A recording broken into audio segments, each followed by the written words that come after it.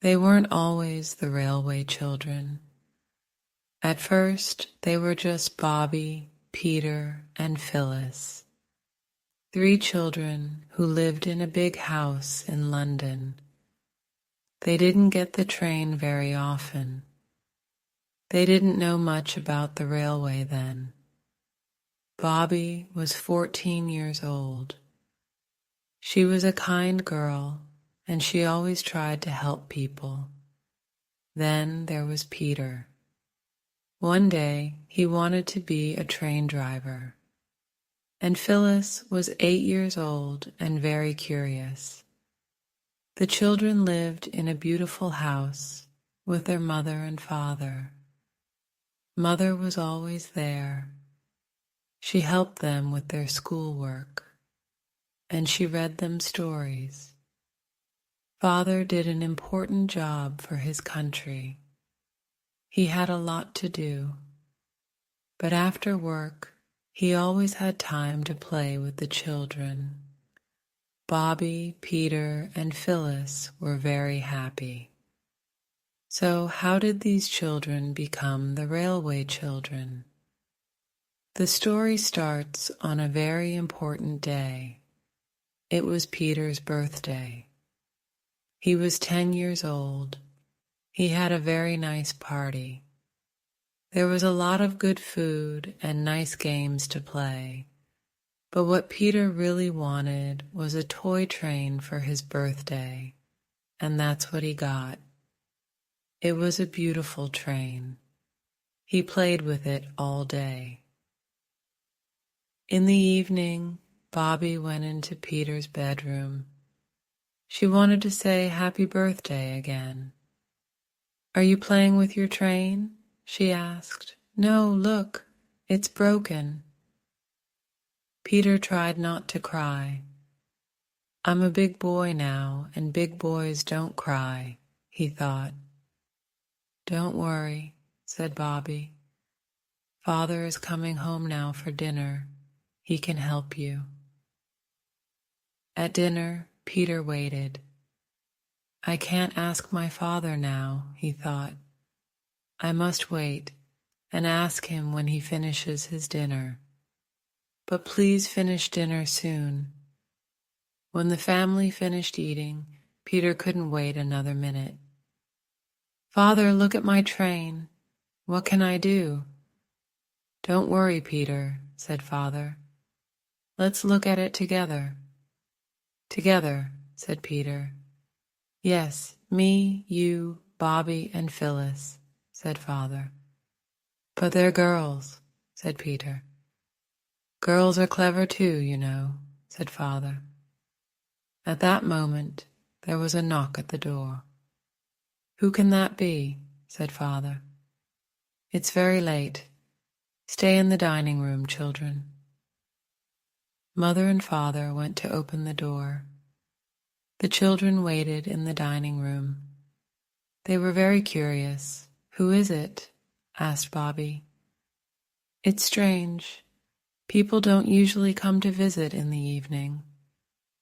"I want to listen," said Phyllis. So Phyllis went near the door and tried to listen. She couldn't hear everything. "There are 2 men with Father. They're in the kitchen." "Father is talking," said Phyllis. "He's not happy. I can hear more now. They're going outside." "Yes, that's it. Now the men are leaving. I don't know if Father is with them. Yes, they're leaving." Phyllis went back to the table, but only Mother came back into the dining room. "Go to bed now, children," said Mother. "It's late." "But what about my train?" said Peter. "Father isn't here," said Mother. "He had to go to work." "That's strange," said Bobbie. "Why does Father have to go to work now? It's late." The children said good night to their mother, and they went to bed. The next morning, the children were ready for their breakfast, But they didn't have breakfast with Mother or Father. They weren't there, but their Aunt Emma was in the kitchen. First, Father isn't here, and now Mother. What's happening? Thought Phyllis. Aunt Emma is here. She doesn't tell us stories. She doesn't help us with our schoolwork. She's got no time for children. Mother didn't come home all day. The children went to school. When they came back, there was only Aunt Emma. In the evening, Mother came home. She sat down, and then she said, "Now, my dear children, I want to tell you something. It's bad news. Father can't come back home for a long time. I'm very worried about this, so you must help me. You must be good. Please don't ask me any questions. Don't worry. Everything will be fine in the end." In their bedroom, the children couldn't sleep. "What's happening?" "Bobbie, can you speak to Mother?" asked Peter. "No, we mustn't ask questions. Mother must have a good reason for not telling us.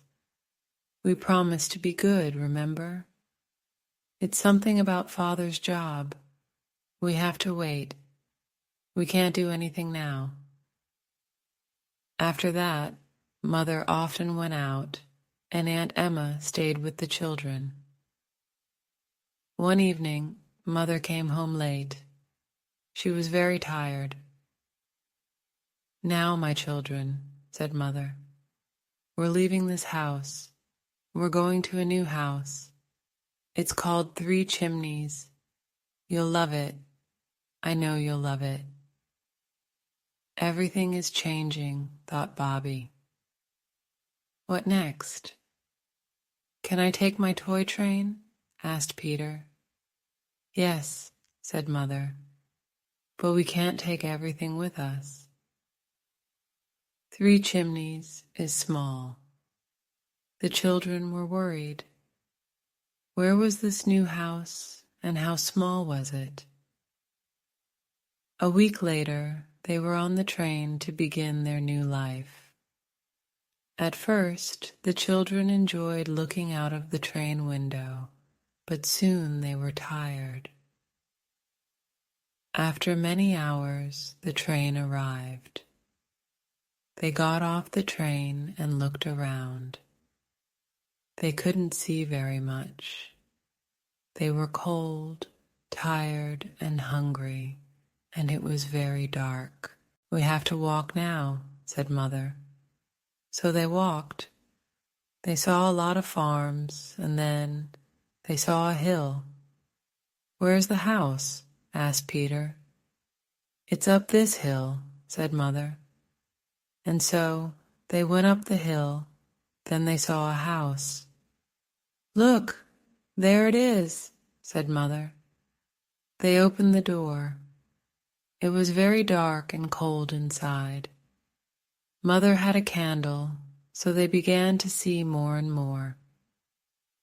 "I can see some things now," said Phyllis. "There's a table, and I can see some chairs. But there's not much in the room. There's a place for a fire, but there's no coal.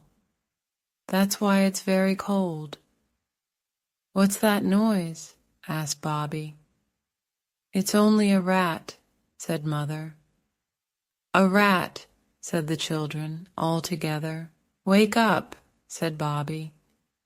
"We're in a new house, remember?" "Yes, a new house with a rat," said Phyllis. "Yes, but it's exciting," said Peter. "I want to go outside. We didn't see much last night. It was too dark." "Yes, I want to go out," said Bobbie. So they went into the garden. "It's very green," said Phyllis. "We didn't like that hill last night," said Bobbie. "We had to go up with our bags. It's better to go down a hill.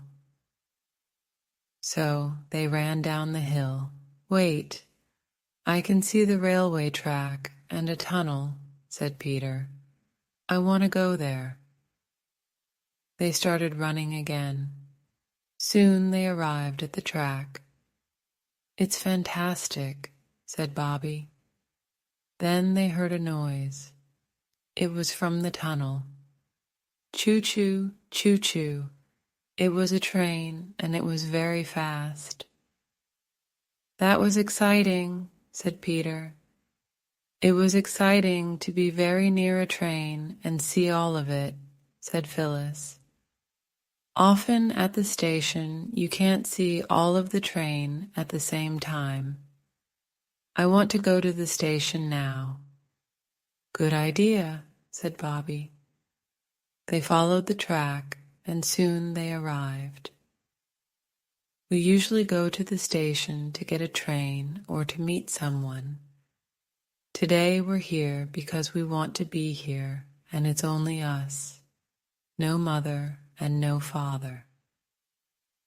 The station was an exciting place. There were lots of things to do. At home there were also lots of things to do. They helped to cook and clean the house. No more rats, said Bobbie. The children were happy. The house, the hill, and the station were new and very interesting. In June it started raining. The children couldn't go out. The house was cold. Mother, said Peter, can we have a fire? No, dear, said Mother. We haven't got much coal. Coal is expensive. Go and play. Then you'll be warm again.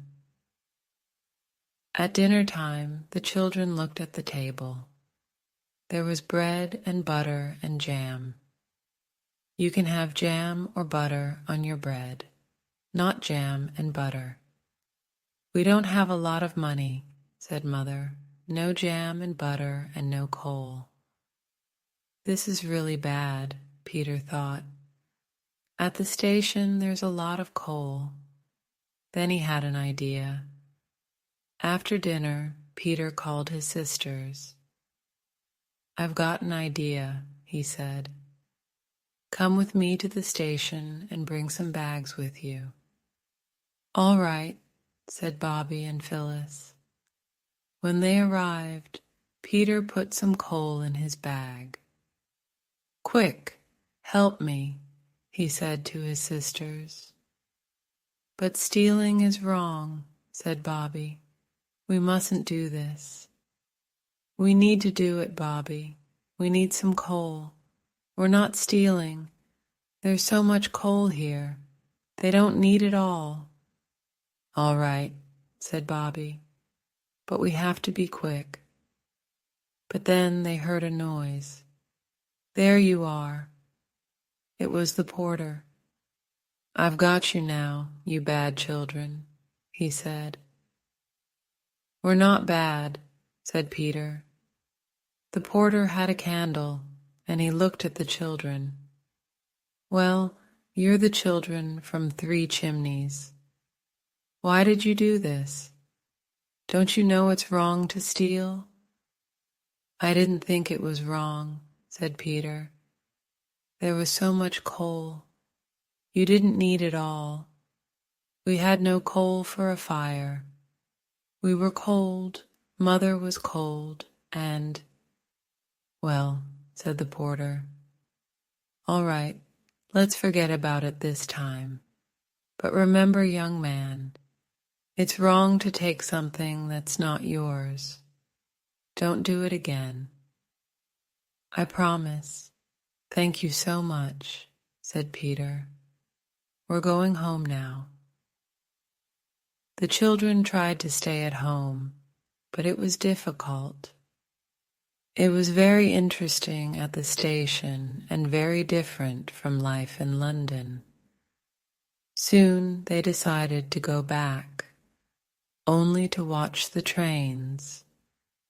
We mustn't do anything bad again, said Bobbie.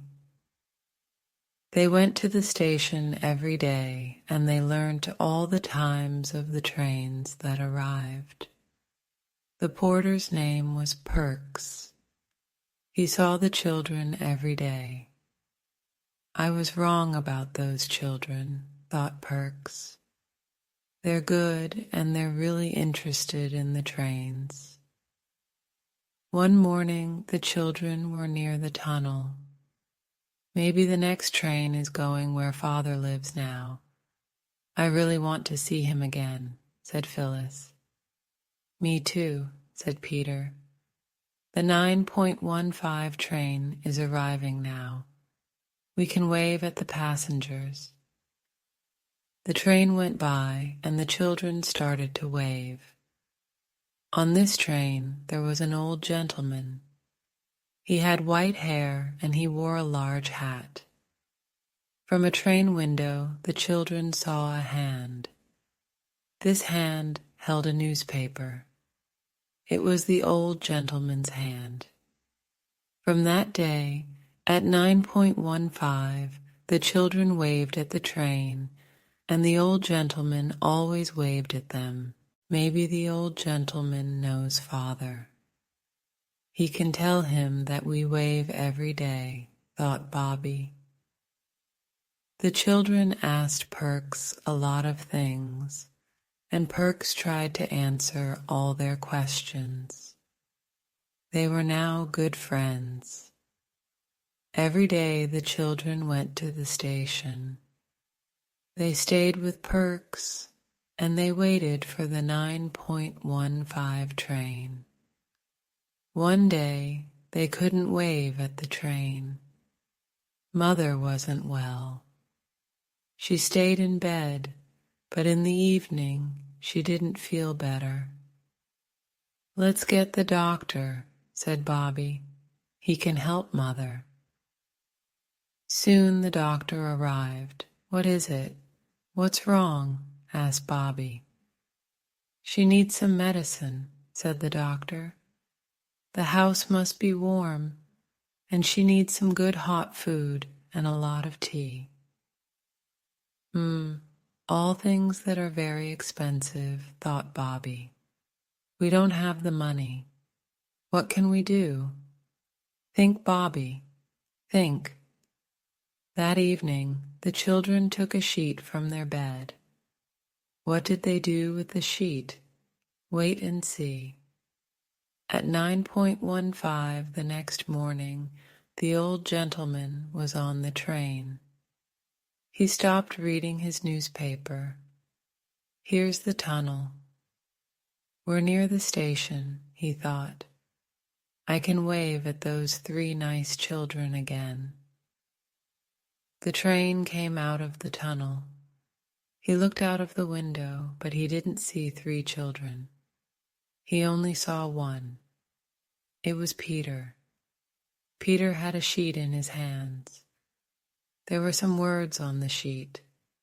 It said, "Look out of the window at the station." The train stopped at the station. The old gentleman looked out of the window. Then he saw Phyllis running to his window.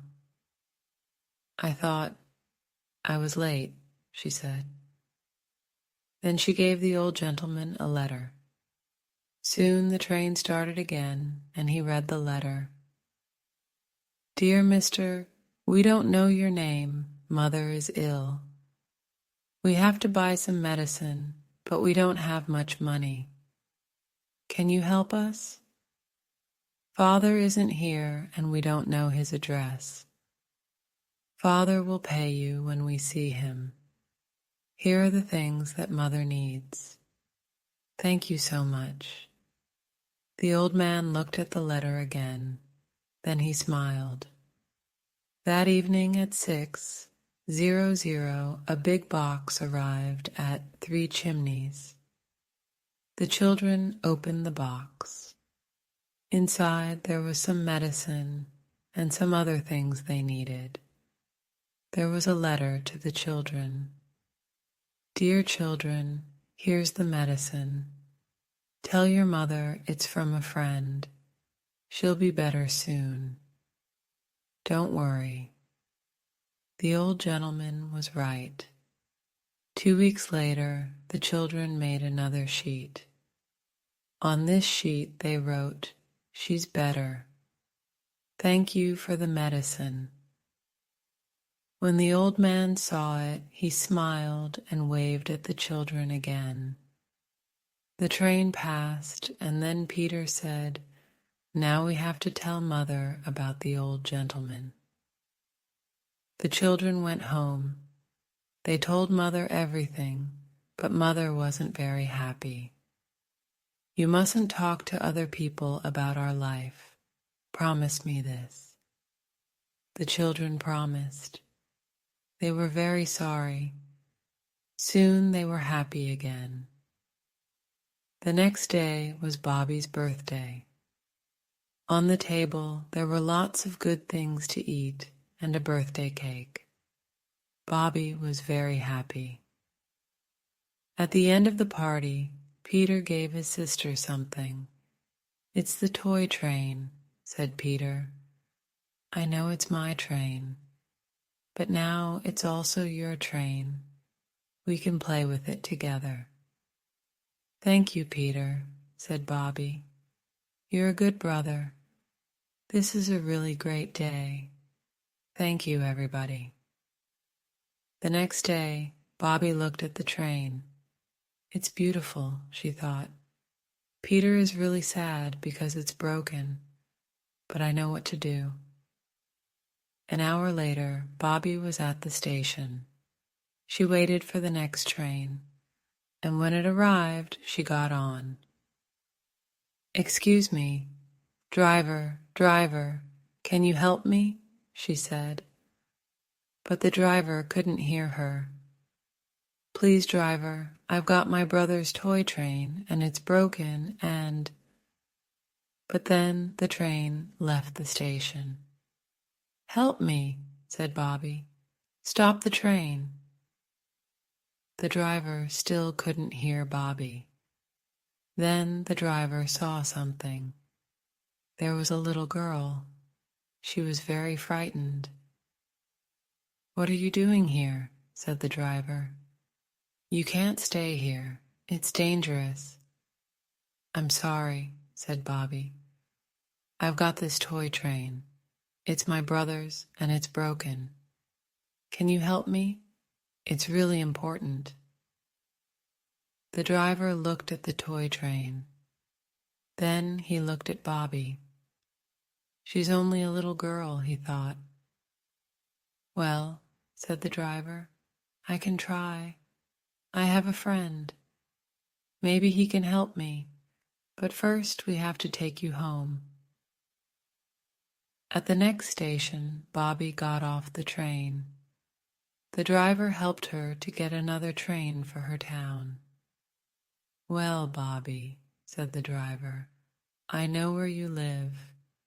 I promise to try and help you with your brother's toy train." What an interesting day. Now I can do something nice for my brother, she thought.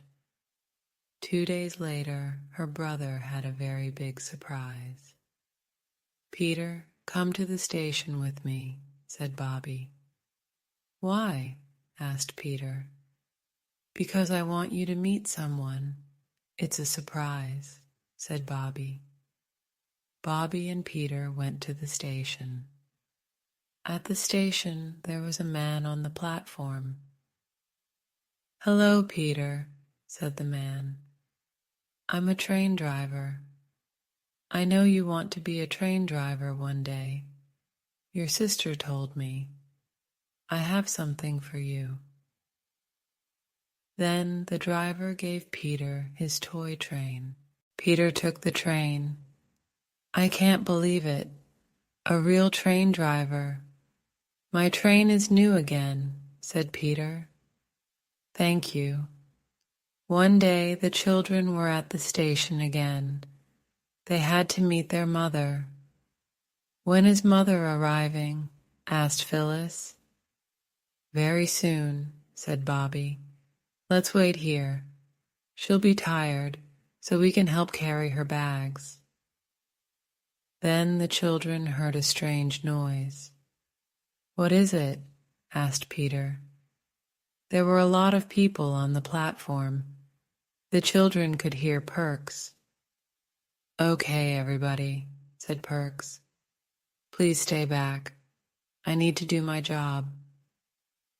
Then the children heard another language. It wasn't English, but what language was it? "I want to see what's happening," said Bobbie. "We can help." The children went near the group of people. They saw a man. He had gray hair and his clothes were dirty. "I can speak a little French," said Peter. "I learnt it at school. I can speak to him." "Okay," said Perks. "I don't think he's French, but maybe he understands that language." "Parlez-vous français?" asked Peter. The man stopped speaking. Then he started speaking again, but this time he spoke very quickly. He speaks French, but I don't understand," said Peter. "Don't worry," said Bobbie. "Mother will be here soon. Take him to your room, Perks. We can wait for her. Mother can speak French well, and she's on the next train." So they waited, and when Mother arrived, she went to the room. She started speaking to the man. They spoke for a long time. The children watched and waited. "Well, Mother, who is he?" asked Peter. "He's Russian," said Mother, "and he can't find his ticket. Let's take him home with us. Don't worry, he's a nice man. He writes books, beautiful books. I know some of them. I read one the other day. He needs to rest and to be warm. I promise to tell you some more about him tomorrow." The next day, the children woke up early. They wanted to know more about the strange man. "Mother, what happened to him?" asked Phyllis. "Yes, please tell us," asked Bobbie. So Mother told them. "Well, you know he's a writer. He wrote a beautiful book about poor people and how to help them. In Russia, he went to prison for it. Sometimes people go to prison for the wrong reason. He was in prison for 3 years. When he left, he wanted to find his family, but he couldn't find them. He left Russia, and now he's looking for his family here." "Oh, that's very sad," said Bobbie. "Yes, it is," said Mother. "Just think, he wasn't guilty of anything." The next day, the Russian man was better. The children stayed at home for 3 days. They wanted to help him. After 3 days, they also wanted something else. They really wanted to go to the railway again. "We can go and find some fruit for him. That will be a nice surprise," said Bobbie. "Yes," said Peter. "There's lots of fruit near the tunnel." They went down the hill. When they were near the tunnel, Peter was very happy. "We can watch the trains and we can work at the same time," he said. Then the children heard a noise. It was a very big tree. Look at that tree. It's falling," said Bobbie. Then the tree fell on the track. "Oh no," said Bobbie. "This is very dangerous. A train is coming soon, and the tree is on the track." "What can we do?" asked Peter. "The 11.29 train is arriving soon. We have to go to the station to tell somebody. "There's no time," said Bobbie. "It's 11:00. "We need something red," said Peter. "Then we can use it to wave at the train before it arrives here. Phyllis, Bobbie, our coats are red. We can use them." "Good idea," said Bobbie and Phyllis. The children waited at the other end of the tunnel. Soon they heard a noise. "It's coming, it's coming," said Peter. The children waved their coats at the train. "The driver can't see us," said Bobbie. The train was near, and it was fast. "It's not stopping," said Bobbie. "I'm going on the track. Then the driver can see me." "No, Bobbie, it's too dangerous," said Phyllis. But it was too late. Bobbie was on the track. "Stop, stop, stop," said Bobbie. The train was very close now. Then the train slowly stopped just in front of poor Bobbie. The driver got off the train. Peter and Phyllis ran to the driver to tell him about the tree. "There's a tree on the track at the other end of the tunnel," said Peter. "Well, if it's true, you three children are heroes," said the driver. "But what about the girl on the track?" Bobbie was still there. She was very frightened. "We have to take her home, poor girl." Soon everybody knew about the tree on the track. The children went back to the station. Everybody smiled and waved at them. They were not just the railway children now. They were the heroes from 3 Chimneys. A few days later, a letter arrived. "Dear Sir and Ladies, we want to thank you, and the people on that train want to thank you. You children are heroes. We're having a party for you at 3 o'clock on the 30th of this month." The children wrote a letter. "Thank you very much. We were very happy to help. It's very nice of you to have a party for us. See you there." The children washed their best clothes, and they waited for the day. "I'm very excited," said Peter. "Me too," said Phyllis. The day arrived, and they went to the party. It was at the station.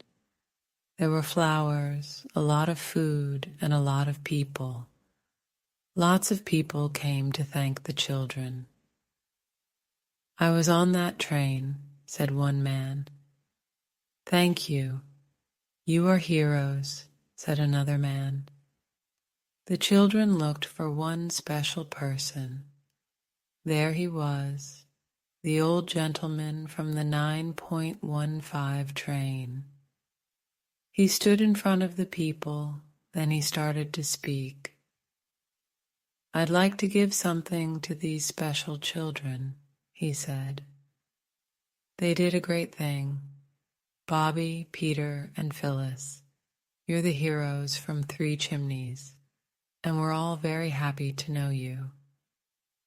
Then he gave each of the children a watch, a beautiful gold watch. "Peter, say something," said Bobbie. You're very kind," said Peter. "It was nothing, really. It was very exciting. Well, what I want to say is, thank you very much. It was a great party. The children enjoyed every minute of this special day. They were ready to go home. Then Bobbie had an idea. She spoke to the old gentleman. "I want to ask you something," she said. Then Bobbie told him about the Russian man. "Where are his wife and children? He's very sad. Maybe you can find some information to help him. You're so clever." What's his name? Asked the old gentleman. Bobbie wrote the name on a piece of paper. Szezzcpansky. The old gentleman looked at the name. I know one of his books, he said. I read it 2 or 3 years ago. I'm very happy you asked me about him. I know a lot of Russians in London. Every Russian knows his name.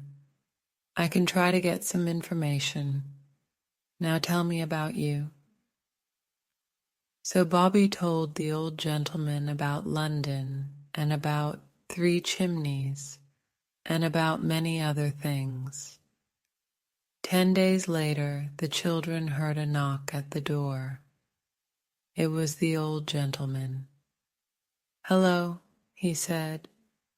I have some good news. I know where the Russian man's wife and children are. Can I speak to him? Yes, that's wonderful. I'm so happy, said Bobbie. The children were very curious. They waited and watched. They watched the old gentleman speaking to the Russian. Then they saw the Russian man put his hands on his face. At first he cried, but then he smiled. He smiled for a long time.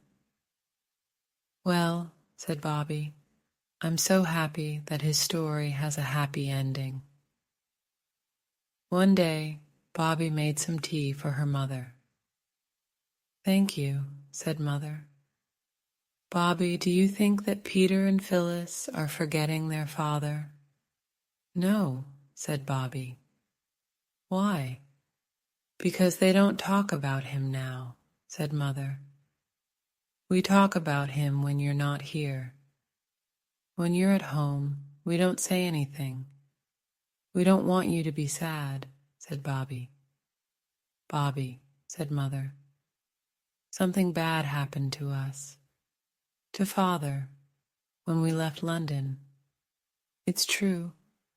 I'm very sad when I think of it. But you must never forget him. Of course not, Mother, said Bobbie. Good, said Mother. Your father can come home soon. Please don't speak to your brother and sister about our conversation. I promise, said Bobbie. That evening, Mother told the children a story. She told them about their father when he was young. The story was very funny, and the children enjoyed it. We must help Mother, thought Bobbie. We mustn't ask too many questions because she gets sad. Where is Father? Where can he be? Bobbie was very worried. Soon she had something different to think about. The next day, Peter was ill. The doctor came to 3 chimneys. Peter had to stay in bed for a week. A week for a 10-year-old boy is a very long time. Peter didn't know what to do. Bobbie was sad for her brother. Is there anything I can do? She thought. He can't go out, but I can. I can go to the station and find some newspapers for him to read. So Bobbie went to the station. Hello, Bobbie, said Perks. How are you? I'm fine, said Bobbie. But Peter isn't very well. Do you have any newspapers I can take home? Yes, here are some, said Perks. People always leave them on the train. So 10 minutes later, Bobbie walked home. She had lots of newspapers, and she had to carry them up the hill. She looked at the newspapers. They were really heavy, but she was happy to help her brother. Then she saw something. No, what's this? She thought. It can't be him, but it is. And then she started to read. So now I know, she thought. What did Bobbie read? And why was it so bad? These were some of the words she read. Prison, 5 years, guilty. And next to these words was a picture of her father. I must try not to tell anybody, not even Mother, thought Bobbie. When Bobbie got home, Mother was in the kitchen. What is it? Said Mother. I know something is wrong. Your face is red. Nothing, said Bobbie. I'm tired. Bobbie went to her bedroom. She put the newspaper under her bed. Soon it was time for dinner. The children sat at the table with their mother. They did this every day, but something was different today. Usually Bobbie spoke a lot, but today she didn't say anything. After dinner, Mother spoke to Bobbie again. There's something wrong. Why aren't you speaking? Why are you sad? What is it? Tell me now. Bobbie didn't say anything. She just took the newspaper from under her bed and gave it to her mother. All Bobbie could say was, read, read. Bobbie's mother read the newspaper. Oh, Bobbie, said Mother, do you believe it? You don't, do you? No, said Bobbie. Good, said Mother, because it's not true. Your father is in prison, but he didn't do anything wrong. He's not guilty. He's a good man. Please don't tell the others, said Bobbie's mother. Of course not, said Bobbie. We mustn't tell anybody. It's our secret. That's right, said Mother. Now I want to tell you everything. Bobbie sat on her bed and listened to the story. The men who came to our house that night. The last time you saw Father were policemen. They wanted your father. They asked about some letters. These letters were in Father's office. The letters had secrets in them, secrets that another country wanted. The policeman said this to your father. You are stealing secrets. You gave some letters to the Russians. It's true, you're guilty. We found some more letters in your desk. That's impossible, said Bobbie. Father loves his country. Somebody did it, said Mother. The letters were in Father's desk. Someone put the letters there. Someone didn't like Father, and that's the guilty person. Who was it? Who could do this? Asked Bobbie. There was a man, and he didn't like your father. He wanted Father's job. Now he's got it. Your father is very clever. This man didn't like him for this reason. Can't we tell somebody about this? Nobody wants to listen, said Mother. Well, I know a man, a very special man. He can help us, thought Bobbie. That night, Bobbie wrote a letter. She gave the letter and the newspaper to Perks at the station. My dear friend, please read the newspaper. There's some news about my father. It's not true. Father never did it. He isn't guilty. Mother says it was another man. This man didn't like Father. This man now has Father's job. You're very clever. You found the Russian man's family. Can you help us again? Peter and Phyllis don't know anything. Please help us. Bobbie, who was the letter for? Well, I think you know. It was for an old gentleman who was always on the 9.15 train. It was difficult. It was very difficult, but Bobbie didn't tell Peter and Phyllis about Father. Must just wait, thought Bobbie. My dear friend can help us. I know he can. One day the children were on the hill. Look, said Phyllis. You can see the tunnel from here.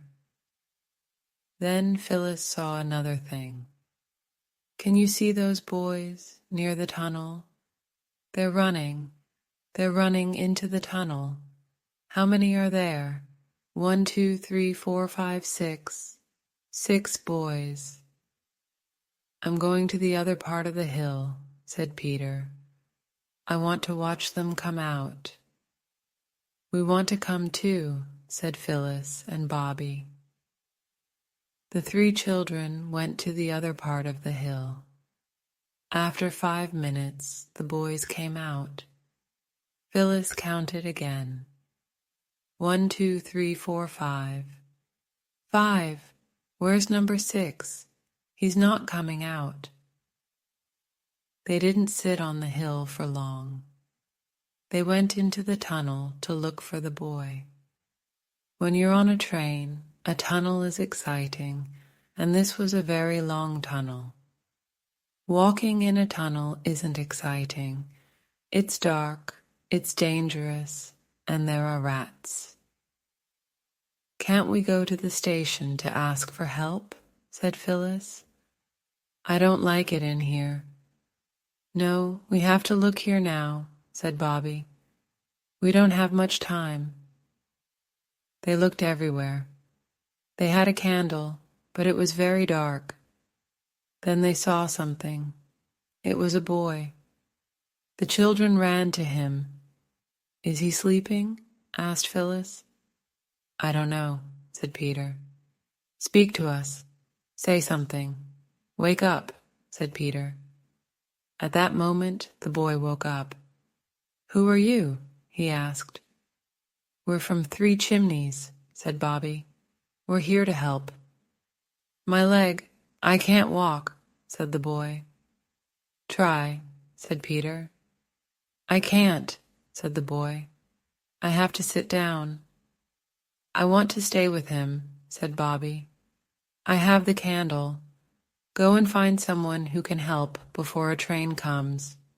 Be quick. Remember, we only have 1 candle. Peter and Phyllis left. Bobbie and the boy were alone. My name's Jim. Thank you for helping me. You're a hero. That's okay, said Bobbie. Peter and Phyllis came out of the tunnel. That wasn't easy, said Peter. We have to find some help. Phyllis looked around. Look, said Phyllis. I can see a farm. Good. Run now, said Peter. They ran and soon arrived at a house. They knocked on the door and they heard a noise. There were people inside the house. The people went into the tunnel with Peter and Phyllis to get Bobbie and Jim. Then they took Jim to 3 Chimneys. Mother was very surprised. Mother, said Bobbie, we have a boy. We found him in the tunnel. Let's get the doctor, said Mother. The doctor arrived and the children waited. He isn't too bad, said the doctor. He needs to rest. He must stay here for 3 weeks and he mustn't go out. Peter was happy. How nice to have another boy in the house, he thought. The next day there was a knock at the door. I think that's the doctor, said Mother. Wait here, children. The children waited and listened. It was a man, but it wasn't the doctor. I know that voice, said Phyllis. Children, come here, said Mother. It's Jim's grandfather. The children went to meet the man. Who was this man? Well, it was the old gentleman from the 9.15 train, their friend. It was a lovely surprise to see him again. "Is Jim going home now?" asked Peter. "No, he needs to stay here. Your mother is very kind. You can all help Jim to get better." Soon the old gentleman had to leave. "Bobbie, can you walk with me to the station?" he asked. Bobbie and the old man went down the hill. "I read your letter," said the old man. "I'm trying to understand what happened to your father. Don't worry, I promise to have some news soon." "He didn't do anything bad," said Bobbie. "I know that," said the old gentleman. "Jim soon got better. He was a nice boy. Everybody liked him, but the children were sad. They wanted to see father again." "Something good is about to happen, I know it," said Phyllis. Phyllis was right. Something very good happened. The next morning the children woke up early. "Do you know," said Phyllis, "that we never wave at the 9.15 train now?" "You're right," said Bobbie. "We can go this morning if you want." "Yes, good idea," said Peter and Phyllis. Soon they were near the tunnel, ready to wave. The train went by, and the old gentleman waved. That was normal. He always did that, but this time something was different. Everybody on the train waved, and all of them had a newspaper in their hand. "Well," said Bobbie. "Well," said Peter. "Well," said Phyllis. "What does this mean?" The children didn't know. They had to go home. They had their schoolwork to do. But Bobbie couldn't read or write anything. She thought about the train. "Mother, can I go for a walk? I don't want to study today. I want to be alone." Bobbie went into the garden, but she couldn't stay there. Something was strange. She had to go to the station now. When she arrived, she saw Perks. "Hello, Perks," she said. "Hello, Bobbie," said Perks. He had a newspaper in his hand, too. "Why does everybody have a newspaper?" thought Bobbie. "I'm very happy for you on this important day," said Perks. "Why is it important?" asked Bobbie. "But don't you know?" asked Perks. "It's in the newspaper." "What's in the newspaper?" asked Bobbie. At that moment, the 11.54 train arrived. Perks went to the platform. "What's happening today?" thought Bobbie. Only 3 people got off the 11.54 train. On the platform, there was a young woman and a young man, and the other person was, well, you know, don't you? "Oh, Daddy, my Daddy," was all you could hear. All you could see was a tall, slim man with a little girl in his arms. I knew it," said Bobbie. Bobbie and her father went home. "Did your mother read my letter? Did she read the newspaper?" "No, she doesn't know anything," said Bobbie. "Go inside the house alone," said Father. "Tell her that I'm home and that the other man did those bad things. It wasn't me. This is all thanks to the old gentleman on the 9.15 train." Bobbie went inside and Father waited. After 5 minutes, he knocked on the door to come back home to the family he loved very much.